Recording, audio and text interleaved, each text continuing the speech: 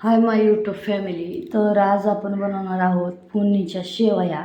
तर गॅसवर कढई ठेवलेली आहे व त्यामध्ये आपण शेवया घेतलेल्या आहेत. तुम्ही तुमच्या अकॉर्डिंग किती लागतात तेवढ्या घेऊ शकता.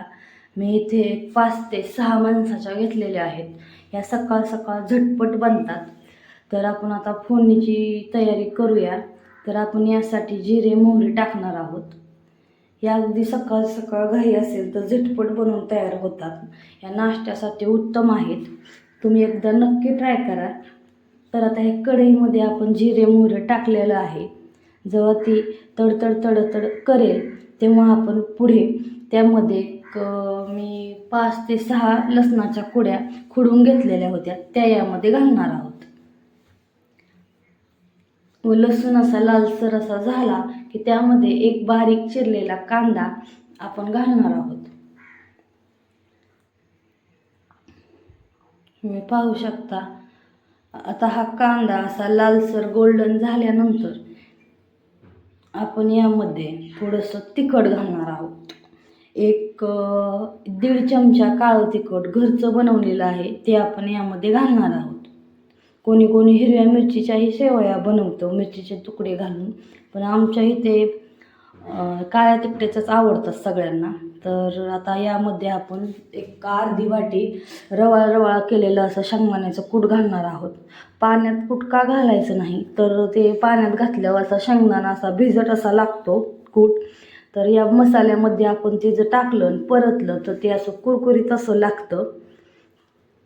त्यामुळे कूट हा फोडणीतच टाकायचा व यानंतर आपण यामध्ये चवीनुसार मीठ घालणार आहोत व थोडीशी कोथिंबीर आपण यामध्ये घालणार आहोत व हे मिश्रण एकजीव करणार आहोत. तुम्ही पाहू शकता व्हिडिओमध्ये जसं दाखवलं आहे त्या प्रकारे. आणि हे सर्व परतल्यानंतर तेल सुटल्यानंतर यामध्ये आपण एक तांब्याभर पाणी घालणार आहोत. तुम्ही पाहू शकता.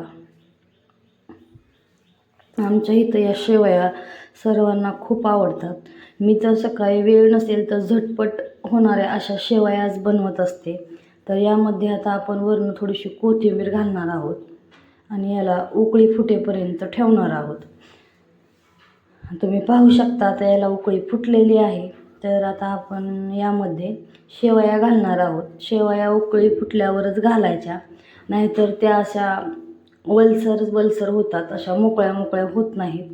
त्यामुळे त्या शेवया अशा उकळी फुटल्यावर घालायच्या व सर्व मिश्रण आता आपण एकजीव करून घेणार आहोत.